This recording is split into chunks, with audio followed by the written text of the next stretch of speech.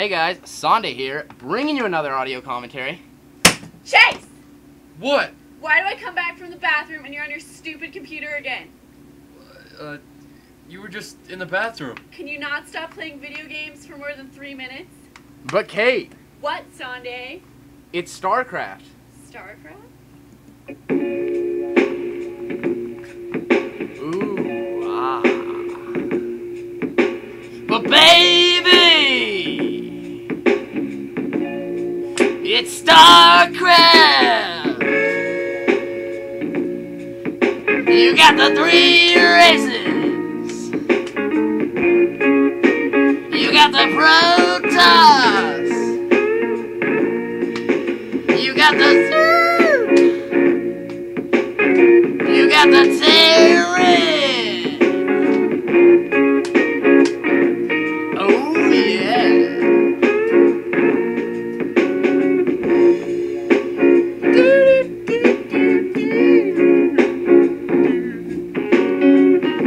Oh yeah. Let's commentate.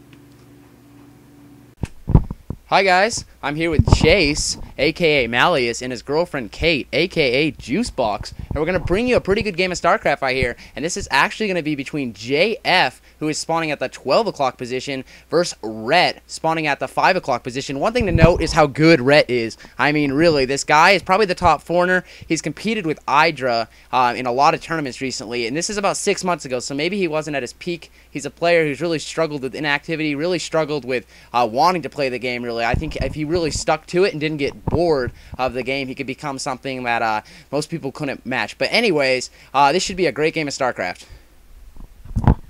This is Juicebox. I'm really excited about this match. It'll be a great battle between two of the top foreigners. Destination is a perfectly balanced map for Protoss versus Zerg. One thing to note about this map is there are bridges leading into your natural. I think a harass type style play fits this map better because breaking your opponent's front door down on this map is so difficult. Yeah, I agree. We see the pylon going down here for JF. JF's going to send out a probe here to see if see what it's going for. Usually a 9 pool into gas into fast lings into a 5-hatch Hydra build is what we mostly see on this map of Destination. We're going to have to see what these players can bring out though. Yeah, I mean, you guys better hold your breath. This is going to be one epic commentary. Yeah, basically, we decided to do this commentary because we were just kind of sitting around, and Kate, a.k.a. Juicebox, figured out that I did commentate. It's no secret, guys. My antisocial life is now known. I've been commentating for so long. I want to do something epic like this. Hopefully you viewers will enjoy. But one thing to note is JF and Rhett are such good players. JF is a player capable of doing a very, very high APM demanding build, such as a Corsair Reaver, such as a Corsair DT. He really has the multitasking needed. He actually plays StarCraft at about a 220 average APM, which for a Protoss player that is really high. Generally Protoss players will be about in the 180s, you know, a little higher, a little lower, but Protoss being the lowest requirement for the APM, they can go ahead and do a little lower APM and still be fine. But we do see the hatchery going down here for Rhett. Basically for JF, he wants to keep the scouting probe alive as long as possible. The longer the better. Really though, I have one thing I really want to cover, guys, before this game gets too heated up. Guys, StarCraft 2 is just around the corner. StarCraft 2. Ladies and gentlemen, StarCraft 2 is just around the corner. And really, the best part of it all is all the kids are going, yeah, while all the moms are going, No! I mean, really, guys, quote me, guys. StarCraft 2 will change the world. Relationships will crumble. Kids' grades will fall. The dropout rate will go up. The honor roll list will decrease. But don't worry, guys, because the StarCraft 2 skill is on the rise. And really, I mean, that's just my random rant. Sorry, I kind of wrote that up before. It's just, I really wanted to get that out there, guys. StarCraft 2 is not being talked about enough.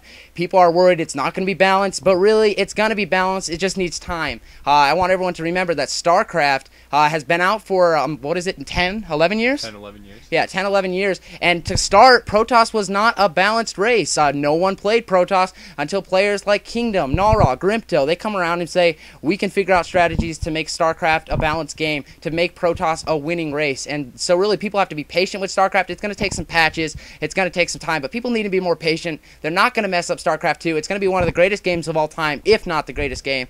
And I'm going to go ahead and end my rant and get on to things. So we do see the probes transfer. We have the 2 cannons up here, and we are going to see some kind of 3-hatch play here to start from red. Yeah, absolutely. We saw an overpool, not with gas, but an overpool into expansion. So a very common build. Usually you get gas, but Red decided not to get gas. He's going to put his hatchery off in the off position here. So he's going to go 3-hatch. I expect into Spire to get the Scourge out, prevent the Corsairs, and then he's going to get Hydro Scout. And you're going to go mass Hydro, probably some Lurkers, I'm guessing. We're going to see what JF does. You got to be really careful on this map to get trapped inside. You can easily get contained by Lurkers by chance. And then you could either go out your back, the back, but then they can come in your front. So this map is equal, though, so we're going to have to see what these guys can pull out.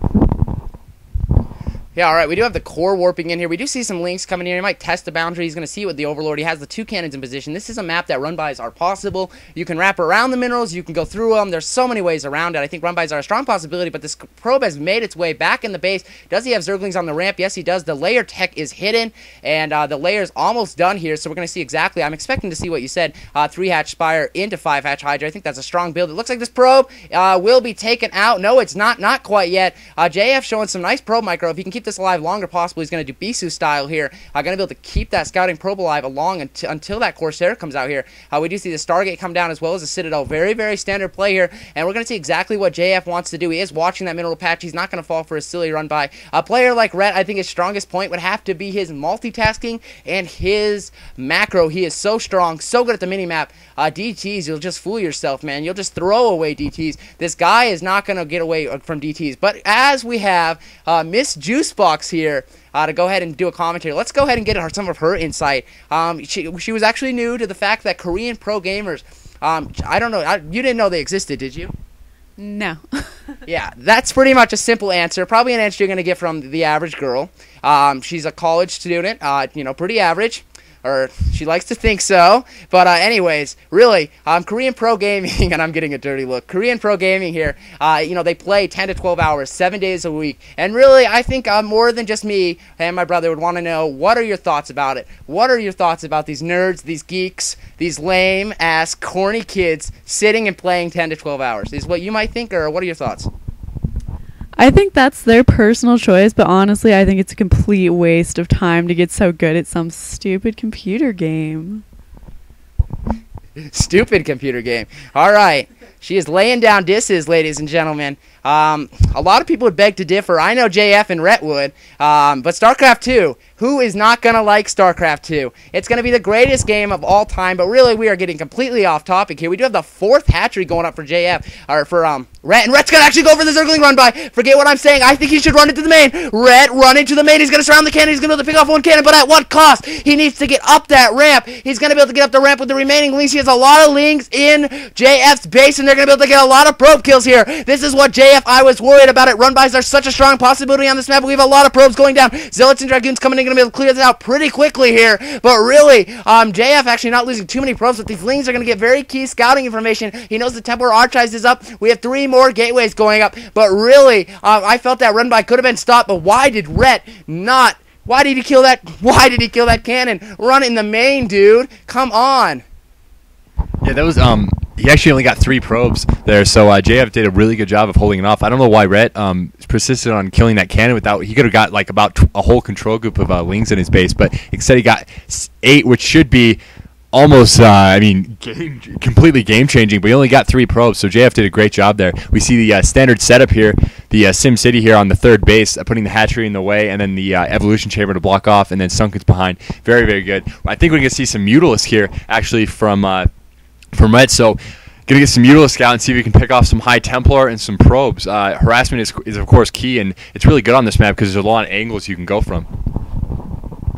Yeah, right now, I'm surprised that he only got 3 probe kills. JF is very good with his probes. He's always been switching. In the last Protoss versus Protoss, he's very good against early Zealots. He's very good against early pressure. His control is very, very good, and he doesn't surround the probes. A lot of people low level, they try to surround the Zerglings and kill them, but really you want to be patient and you want to wait. It does look like JF's going to try to put some pressure on this third. We have the Archon and the Corsair. He's going to be able to take some free hits, but I think with the mutas and the help of this Sunken Colony, he's only going to be able to test the boundaries his third, and he knows he has to back off. Just testing the limits right there. That third in the defense. This is why I think its map is fairly good for Protoss, although it is even, is that you can hold this third. You cannot break this third. We could see some lurkers come into play to help hold that later, but that is really so